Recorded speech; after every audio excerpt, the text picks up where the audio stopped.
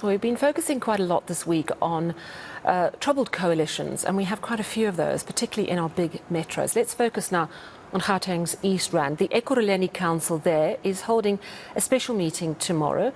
This amid two no-confidence motions set against DA councillors, Speaker Raymond Dlamini and Council Whip Keta Shandu.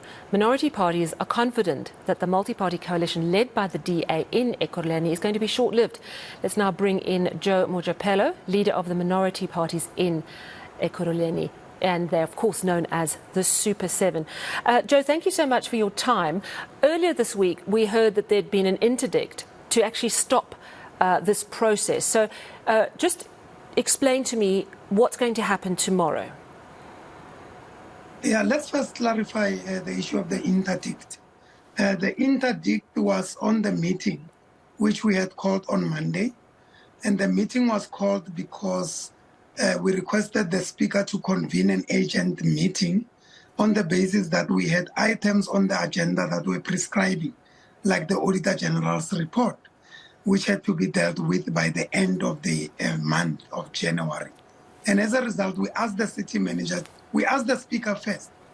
And in terms of Municipal Structures Act, if the Speaker refuses, then if majority of councillors agree, then you can ask the city manager to call that particular meeting, which indeed we did, and the city manager duly complied. And that is the meeting that was interdicted. But it was interdicted post a decision that was taken in that meeting that we should not continue and allow the courts to process the matter. So, in fact, that interdict was null and void because the meeting that was interdicted, actual fact, never took place. All right, so what do you expect to happen tomorrow in Ekurhuleni? We expect council to resume its business. There are serious items on that agenda that affect service delivery. So we expect council to resume from the agenda council of the 26th of January, including the two motions that we brought against the Speaker and the Chief Whip. All right. So you are known as the Super 7. It's a group of smaller parties, but together you have a fair amount of power. Are you confident that the Speaker and the Chief Whip will be voted out tomorrow? And who stands with you? I think it's a common cause, Sally, that, politics aside, I think the party that is leading the municipality now was thrown in a deep end, and they are drowning, and they need help. And that's what we are actually providing.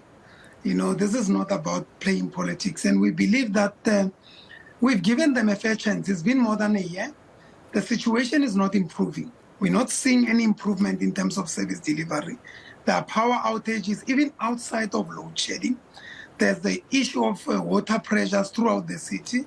There's sporadic waste collection and potholes throughout the city. So it's a general consensus by majority of councillors in council that we have to change guard, and we've got to give an opportunity to people who are capable to lead us. So yes, we do have support. As we would expect, and even previously, the same support that we had a motion of no confidence against the mayor, which was carried successfully. And the mayor came back, and we know that the mayor came back because of a technicality, not because of the numbers that they enjoy. The general consensus in council is that the DA-led coalition is failing, and we are helping them out.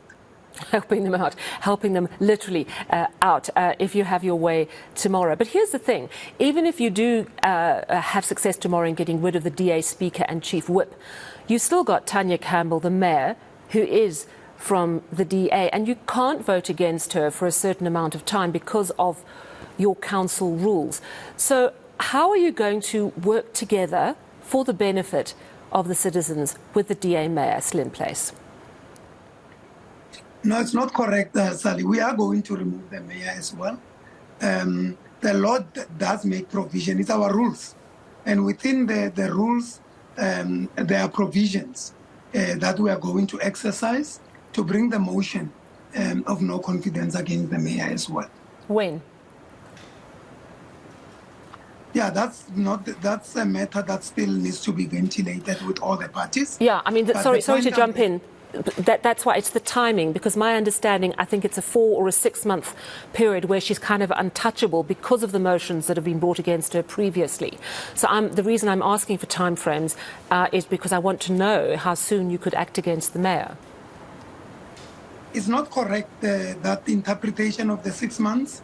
It's been looked at out of context. The rule says you cannot bring a motion that carry the same substance, right?